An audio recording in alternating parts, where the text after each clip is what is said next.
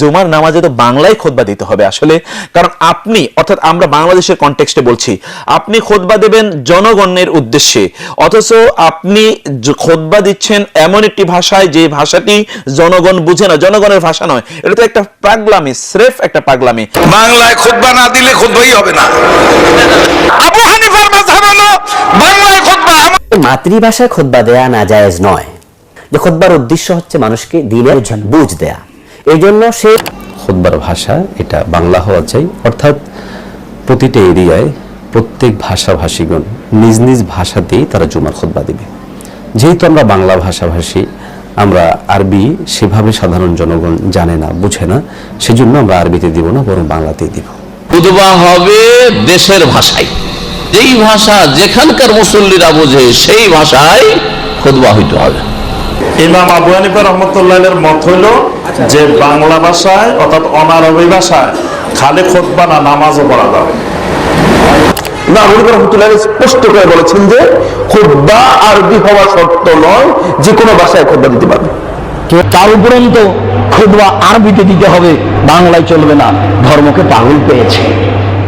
বলেন এইসব লোকগুলো জুমার খুতবা শুনতে এসেছে, ও আরবিতে খুতবা দিলে কি বুঝবে? এতটুকু কথা যদি আমরা শুনি তাহলে খুতবা আরবিতেই হতে হবে। যারা এই জরুরি বলেন, যারা বলেন যে খুতবা আরবিতেই হতে হবে, তাদের মতটাকে আমাদের কাছে একদমই ফেলে দেওয়ার মতো একটা মত বলে মনে হয়। কিন্তু দুনো পক্ষের কথা আসলে শুনতে হয়। আমরা যদি এই সমস্ত উলামায়ে কেরাম অর্থাৎ জমহুর উলামায়ে কেরাম, বিশেষ করে দেওবন্দীরা যারা বলেন যে খুতবা আরবি ভাষাতেই হতে হবে, এটাই সুন্নত, অন্য ভাষায় দেওয়া হচ্ছে বেদাত, তাদের যুক্তিগুলো, তাদের দলিলগুলো যদি আমরা শুনি তাহলে সর্বশেষ এটাই আমাদের মনে স্থির হবে যে খুতবা আরবি ভাষাতেই হতে হবে, অন্য কোনো ভাষায় দিলে এটা বেদাত হবে, খুতবা আরবি ভাষায় দেওয়াটা সুন্নত। আজকের ভিডিওর উদ্দেশ্যই হচ্ছে যে খুতবা যারা বলেন আরবিতেই হতে হবে, জুমা এবং ঈদের নামাজে খুতবা আরবি ভাষাতেই হতে হবে, তাদের দলিলগুলো কি কি। তাদের সবচেয়ে বড় দলিল হচ্ছে সাহাবায়ে কেরাম নবী করিম সাল্লাল্লাহু আলাইহি ওয়াসাল্লামের ইন্তেকালের পর ইসলামের দাওয়াতকে প্রচার প্রসার করার জন্য, এটাকে বিস্তৃতভাবে ছড়িয়ে দেওয়ার জন্য বিশ্বের বিভিন্ন প্রান্তে ছড়িয়ে গিয়েছেন। আরব অনারব সর্ব জায়গায় তারা ছড়িয়ে গিয়েছেন। সেই সময় ইসলামের দাওয়াতের বিস্তৃতির যেরকম তাকাজা এবং প্রয়োজন ছিল, চাহিদা ছিল, সাহাবায়ে কেরামের আগ্রহ এবং উদ্দীপনা, তাদের আকাঙ্ক্ষাও ছিল ঠিক সেরকমই। তারা নিজেদের জীবনকে ওয়াকফ করে দিয়েছিলেন দাওয়াত এর কাজ করার জন্য, মানুষের মাঝে ইসলামকে প্রচার করার জন্য। সুতরাং তাদের তুলনায় ওয়াজ এবং নসিহত মানুষকে করার মুখাপেক্ষী আর কেউ ছিল না। তারাই ছিল সবচেয়ে বেশি মুখাপেক্ষী মানুষকে ওয়াজ এবং নসিহত করার। কিন্তু সাহাবায়ে কেরাম বিভিন্ন অনারব রাষ্ট্রে গিয়েছেন। তারা অনারবীদের ভাষা জানা সত্ত্বেও, তাদের সাথে তাদের ভাষায় অন্যান্য কথাবার্তা বলা সত্ত্বেও খুতবা যখন তাদের সামনে দিয়েছেন তখন কখনো তাদের ভাষায় খুতবা দেননি। সুতরাং খুতবার উদ্দেশ্য যদি ওয়াজ এবং নসিহতই হইতো তাহলে তো তাদের ভাষায় দিতেন। সাহাবায়ে কেরাম এমন ছিলেন না যে তাদের ভাষা জানতেন না, অনেকেই এরকম ছিলেন তাদের ভাষা জানতেন, তারপরেও তিনি তাদের ভাষাতে খুতবা দেননি। সুতরাং এর দ্বারা এটাই প্রতীয়মান এবং সাব্যস্ত হয় যে খুতবা এটা আসলে ওয়াজ এবং নসিহতের উপর ভিত্তি করে এটা আরবি ভাষায় দেওয়া জরুরি না, এই কথাটা বললে হবে না, বরং আরবি ভাষাতেই হতে হবে। 2 নম্বর বিষয় হচ্ছে খুতবা, আপনারা বলছেন যে ওয়াজ এবং নসিহত হচ্ছে এই খুতবার উদ্দেশ্য, আর ওয়াজ এবং নসিহত মানুষের ভাষাতেই হতে হয়। আসলে খুতবা ওয়াজ এবং নসিহত এর উদ্দেশ্যে নয়, বরং খুতবা হচ্ছে একটা জিকির। আর জিকির এটা আল্লাহ যেভাবে বলবেন, শরীয়তে যেভাবে বলা হয়েছে সেভাবেই করতে হবে। নামাজের মধ্যে আমরা সুবহান রাব্বিয়াল আযীম, সুবহান রাব্বিয়াল আলা, আরো বিভিন্ন তাসবিহ এবং তাহলিলাত পড়ি, এগুলো কিন্তু সব আমরা আরবি ভাষাতেই পড়ি। সুতরাং এটাও যেহেতু একটা জিকির, ওয়াজ এবং নসিহত এটার উদ্দেশ্য নয়। সুতরাং ওয়াজ এবং নসিহত বলে যে যুক্তি দাঁড় করানো হয়েছে সেটাও ঠিকবে না। এখন প্রশ্ন হলো, এটা যে আসলে ওয়াজ এবং নসিহত নয়, এটা হচ্ছে জিকির, এটার প্রমাণ কি? এটার প্রমাণ আসলে অনেকগুলো রয়েছে, একে একে আমি আপনাদের সামনে সবগুলো উপস্থাপন করার চেষ্টা করব। 1 নম্বর হচ্ছে কোরআনে কারীমের মধ্যে আল্লাহ তাআলা সূরাতুল জুমায় খুতবার আলোচনা যখন করতেছেন তখন খুতবার দিকে তোমরা দৌড়ে যাও, এই কথাটাকে তিনি ব্যক্ত করেছেন ফাসআউ ইলা যিকরিল্লাহ, এই আয়াতের মাধ্যমে, এই বক্তব্যের মাধ্যমে। এখানে আল্লাহ তাআলা খুতবার ক্ষেত্রে জিকির শব্দ ব্যবহার করেছেন। সুতরাং বোঝা গেল খুতবা হচ্ছে এটা জিকির। রাসূল করিম সাল্লাল্লাহু আলাইহি ওয়াসাল্লাম বুখারী শরীফের হাদিসের মধ্যে আছে 2 নম্বর দলিল, নবী করিম সাল্লাল্লাহু আলাইহি ওয়াসাল্লাম বলেছেন ফাইদা খারাজাল ইমাম হাজারাতিল মালাইকাতু ইয়াসতামিউনা যিকির, যখন ইমাম খুতবা দেওয়ার উদ্দেশ্যে বের হয় তখন ফেরেশতারা যারা খুতবা শুনে শ্রোতা তাদের সাথে উপস্থিত হয় এবং তারা ইমামের খুতবা শুনে, ইমামের খুতবা তারা মনোযোগ দিয়ে শোনার জন্য তারা এসে উপস্থিত হয়। এখানে খুতবার ক্ষেত্রে ইস্তামিউনা যিকর শব্দ ব্যবহার করা হয়েছে। উলামায়ে কেরামের কাছে যে মতটি গ্রহণযোগ্য, একটা মত আছে উলামায়ে কেরামের, উলামায়ে কেরাম ওনারা বলছেন, ইমাম আবু হানিফা সহ অন্যান্য উলামায়ে কেরাম, এমনকি যারা বলেন যে খুতবা আরবি ভাষাতে হওয়া জরুরি না, তারাও এই বিষয়টা স্বীকার করেন যে খুতবা এর সর্বনিম্ন পরিমাণ কতটুকু। খুতবার সর্বনিম্ন পরিমাণ হচ্ছে একবার সুবহানাল্লাহ, একবার আলহামদুলিল্লাহ বলা, আল্লাহ তাআলার হামদ বা আল্লাহ তাআলার সানা, এটা হচ্ছে খুতবার রুকন। আমি যদি আধা লাইনের মধ্যেও আল্লাহ তাআলার প্রশংসাকে শেষ করে দিতে পারি, তাহলে এই খুতবার যে মূল ওয়াজুবিয়ত, যে আবশ্যকতাটা, সেটা শেষ হয়ে যাবে, খুতবা সহি হয়ে যাবে। এই খুতবা দিয়ে নামাজ পড়লে নামাজ হবে। সুতরাং খুতবার উদ্দেশ্য যদি ওয়াজ এবং নসিহতি হইতো, তাহলে এই আদালানের মাধ্যমে কি ওয়াজ এবং নসিহত হইল? 4 নম্বর দলিল হচ্ছে, সমস্ত ফুকাহায়ে কেরামের মতে খুতবা হচ্ছে জুমার নামাজের জন্য শর্ত।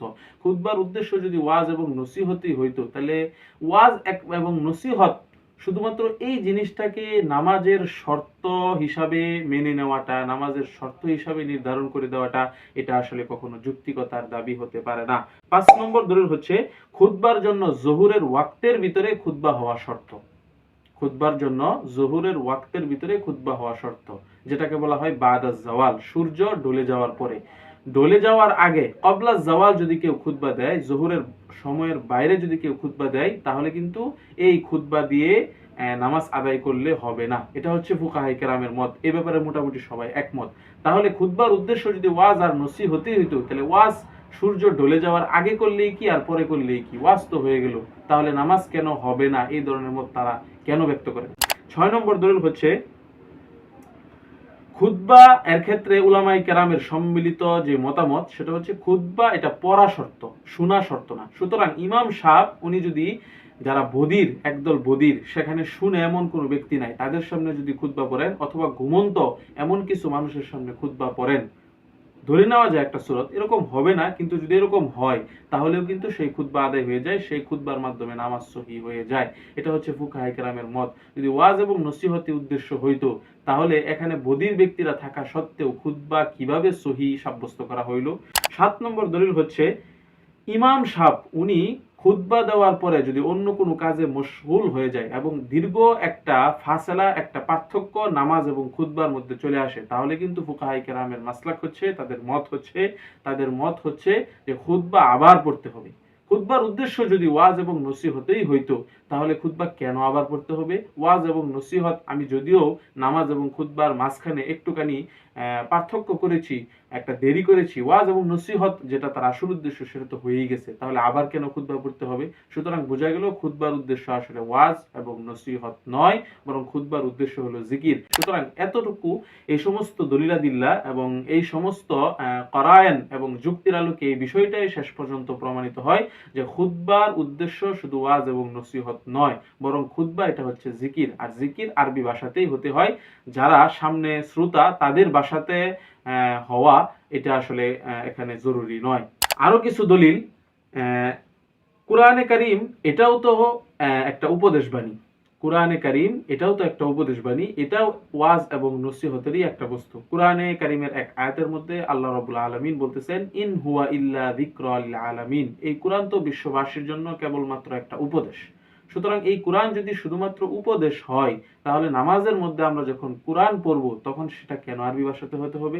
উপদেশ মালা তো আমি অন্য ভাষাতেও বলতে পারি, সেখানে যেরকম আরবি ভাষাতেই পড়তে হবে এটা সকলেই মেনে নিয়েছে। খুতবাও ঠিক সেভাবেই আরবি ভাষাতেই হতে হবে, কারণ কোরআন এটা হচ্ছে জিকির, খুতবা এটা হচ্ছে জিকির। এখন সর্বশেষ একটা আপত্তি আসে যে ইমাম আবু হানিফা রহমতুল্লাহ আলাইহি, আপনাদের ইমাম, ইমাম আবু হানিফা রহমতুল্লাহ আলাইহি উনি তো এই কথা বলছেন যে খুতবা অন্য ভাষায় দিলে হবে, তাহলে আপনারা কেন ইখতিলাফ করেন? এই ব্যাপারে আসলে সর্বশেষ যে কথাটা সেটা হচ্ছে, ইমাম আবু হানিফা রহমতুল্লাহ আলাইহি উনি যে বলেছেন যে খুতবা আরবি ভাষায় হওয়া জরুরি না, অন্য কোনো ভাষায় দিলেও হবে, আসলে উনি খুতবার ক্ষেত্রে এই বিষয়টা বলেন নাই। উনি বলেছেন নামাজের কেরাতের ক্ষেত্রে। বাকি উলামায়ে কেরাম বলেছেন যে নামাজের কেরাতের ক্ষেত্রে যেভাবে ইমাম আবু হানিফা রহমতুল্লাহ আলাইহির এই কথা, তদ্রুপ খুতবার ক্ষেত্রেও তার এই কথা। ইমাম আবু হানিফা রহমতুল্লাহ আলাইহি উনি যে এই কথাটা বলেছেন এই মত থেকে তিনি রুজু করেছেন। ইমাম আবু হানিফা রাহমাতুল্লাহ সর্বশেষ ফতোয়া এটা না, বরং তিনি সাহাবাইনের যে ফতোয়া অর্থাৎ আরবি ভাষাতেই হতে হবে খুতবা, নামাজের কেরাত আরবি ভাষাতেই হতে হবে, সেই মাসলাক সেই মতই তিনি শেষ পর্যন্ত অবলম্বন করেছেন। সুতরাং তিনি যেই কৌল থেকে ফিরে এসেছেন, যে মতামত থেকে তিনি ফিরে এসেছেন, সেটা দিয়ে দলিল দেওয়া এটা কোনো বিবেক বুদ্ধি সম্পন্ন মানুষের কাজ হতে পারে না। এখন কথা হচ্ছে, প্রশ্ন হতে পারে যে আবু হানিফা রাহমাতুল্লাহ আলাইহি উনি যে ফিরে এসেছেন সেটার দলিল কি? সেটার দলিল হলো আল্লাহ আলিল মাসনুআ ফির রিওয়ায়াতিল মারজুআ, আল্লাহ আলিল মাসনুআ ফিল রিওয়ায়াতিল মারজুআ এই কিতাবের ভিতরে আছে ইআলাম আন্নাল ইমামা আবু হানিফা রাহিমাহুল্লাহু তাআলা আউয়ালান ইয়াকুল ইন্না কিরাআতাল কুরআন বিল ফারিসিয়াতি ইয়াজুজ। ইমাম আবু হানিফা রাহমাতুল্লাহ আলাইহির প্রথম কওল ছিল কুরআন শরীফ পড়া ফার্সি ভাষায় অর্থাৎ অন্যান্য ভাষায়, আরবি ছাড়া অন্যান্য ভাষায় এটা জায়েজ আছে। সুম্মা রাজাআনহু ইলা আদামিল জাওয়াজ, অতঃপর ইমাম আবু হানিফা রাহমাতুল্লাহ আলাইহি সর্বশেষ যে মতের দিকে ফিরে গিয়েছেন সেটা হচ্ছে যে না, আরবি ভাষা ছাড়া অন্য ভাষায় কোরআন পড়লে হবে না, আরবি ভাষা এই ভাষাতেই হতে হবে। খুতবা এবং কোরআন এর কেরাত, নামাজের কেরাত দুইটা হচ্ছে একই। এরপরে ক্বালা ফিল ইনায়া, আল্লামা আকমলউদ্দিন বাবরতি রহমতুল্লাহ আলাই উনি হেদায়ার শরাহ ইনায়ার মধ্যে বলতেছেন রওয়া আবু বকর আর-রাজি, আবু বকর আর-রাজি তিনি বর্ণনা করেছেন যে আন্না আবা হানিফা রাহিমাহুল্লাহ তাআলা রাজা ইলা কাউলিহিমা, আবু হানিফা রহমতুল্লাহ আলাই সর্বশেষ তিনি সাহাবাইনের মতামতের দিকে রুজু করেছেন এবং তার পূর্বোক্ত মত থেকে ফিরে এসেছেন, অর্থাৎ খুতবা আরবি ভাষাতেই দিতে হবে, এটাই আবু হানিফার সর্বশেষ ফতোয়া। সুতরাং তার পূর্বের ফতোয়া টেনে এনে কোনো লাভ হবে না। ও আলাইহিল ইতিমাদ, এবং ইমাম আবু হানিফা রাহমাতুল্লাহ ফিরে আসার পর যে মাসলাকটা গঠিত হয়েছে এটাই হচ্ছে সবচেয়ে গ্রহণযোগ্য মাসলাক লিতানাজ্জুলিহি মানজিলাতাল ইজমা, কারণ এটা ইজমার পর্যায়ে চলে গেছে। আল্লাহ আলিল মাসনুআ ফির রিওয়ায়াতিল মারজুআ। সুতরাং এই সমস্ত আলোচনার মাধ্যমে শেষ পর্যন্ত এই বিষয়টাই প্রতীয়মান এবং ক্লিয়ার হলো যে খুতবা আরবি ভাষাতেই হতে হবে, কারণ খুতবা এটা জিকির, আজান এটা যেরকম একটা আমরে তাআব্বুদি একটা মানার বিষয়, এটা আসলে যুক্তির বিষয় না।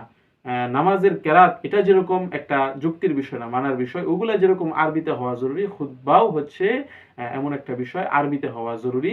এটা আসলে আরবি ভাষা ছাড়া অন্য কোনো ভাষায় দিলে হবে না। আল্লাহ তাআলা আমাদেরকে বুঝার তৌফিক দান করুন।